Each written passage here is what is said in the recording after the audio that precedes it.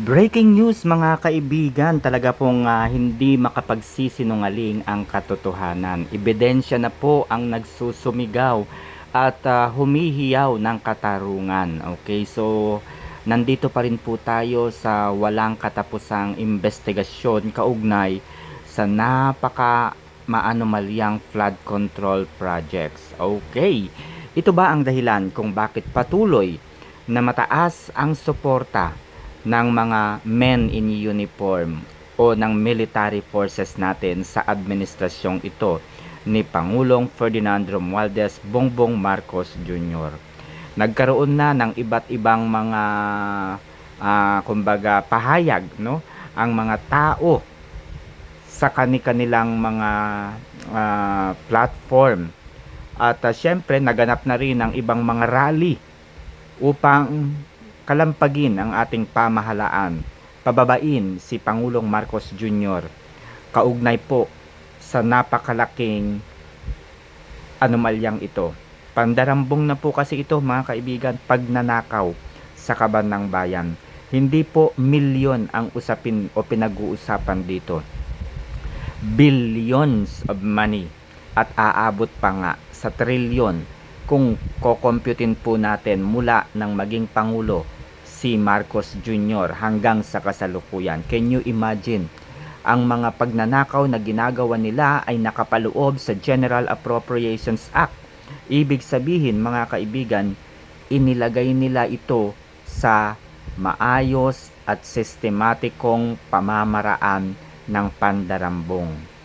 Pinagplanuhan po ang pagnanakaw sa kaban ng bayan at pinirmahan po ng Pangulo ang budget na nakalaan sa napakamaanumalyang mga proyekto ng DPWH.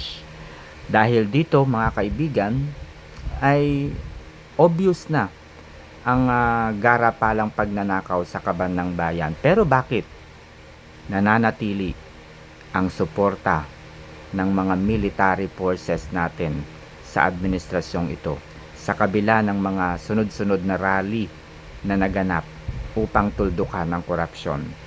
Eto na nga mga kaibigan, unahin natin ang Armed Forces of the Philippines. Imposibleng hindi alam ito ni Chief of Staff Romeo Browner Jr. Ang halaga lang naman ng military ghost project na ito ay 15 billion pesos. May mga videos, no, na kung saan ay nagsalita si Zaldico at meron siya ritong kausap.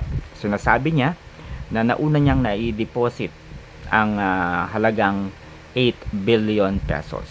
Sumunod ay nag-deposit siya ng another 8 billion pesos. So suma total ang nai-deposit sa account ay 16 billion. Very close to 15 billion. Okay? So bakit hindi po makasagot o hindi po maipaliwanag ni AFP Chief of Staff Romeo Browner Jr. kung saan napunta, para saan ba ang 15 billion na ito? Okay? Yan po ang isang katanungan ng bayan.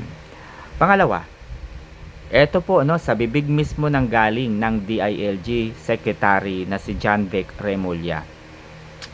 Bukod po doon sa milyong-milyong mga pondo na nakapaloob sa Intelligence Fund or Confidential Fund ng Philippine National Police. Yan, Philippine National Police naman po ito. Meron pong Confidential Fund na aabot po sa milyon-milyon, bilyon o trilyon po kung susumain mula 2022 hanggang sa kasalukuyan. At mula po dun sa mga pondo na nakalaan sa confidential fund ng PNP mga kaibigan ay mayroong ibinulgar. Naku talaga, iba talaga itong bunganga ng DILG Secretary, no? May pagkamadaldal din talaga, pero nakakatulong ang pagiging taklesa ng DILG. Bakit? Kasi nabubuko napapaamin.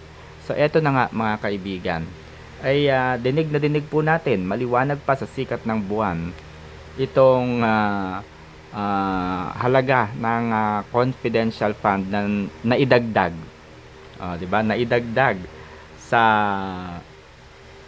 PNP. 'Di ba akalain niyo na idagdag sa PNP? So, ang halaga lang naman ng perang ito ay 500 million pesos. Ito lamang pong ano yan ha, lately lang yan, 2025 budget. Paano pa kaya nung 2022? Ilang milyon yon, ilang trilyon yon o billion yon sa confidential fund insertion. Ayan. So, may insertion din sa PNP.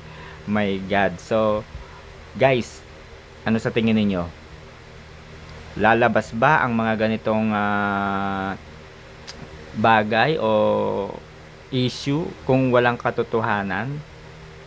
Magsasalita ba itong mga anchor na ito ng Net25 kung wala silang nasagap na katotohanan? Magsasalita ba itong si John Vic Remulla? So, nagsalita po si John Vic Remulla, hindi ibig sabihin ay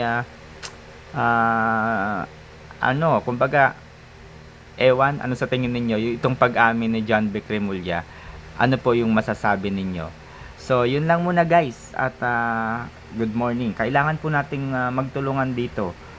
Ibahagi natin ang ating opinion, ang ating pananaw sa mga ganitong usapin sapagkat hindi man tayo mag-rally, magpunta dyan sa kalye o kalsada para ipahayag ang ating mga hinaing, ay malaking tulong po, no, ang pag-iingay natin sa social media.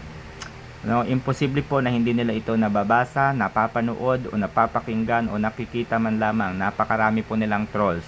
May pondo po sila para malaman ang ganito. Ngayon po, tayo po ay nagtatanong lamang. Kailangan nating maintindihan, maipaliwanag nila ng maayos. Saan nga ba nila dinala itong 15 bilyong piso na nakalaan sa military projects?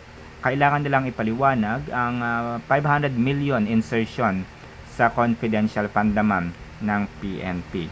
Ngayon mga kaibigan, tayo po ay sumigaw ng katarungan para sa bayan at sa mga susunod na henerasyon. Good morning and God bless everyone.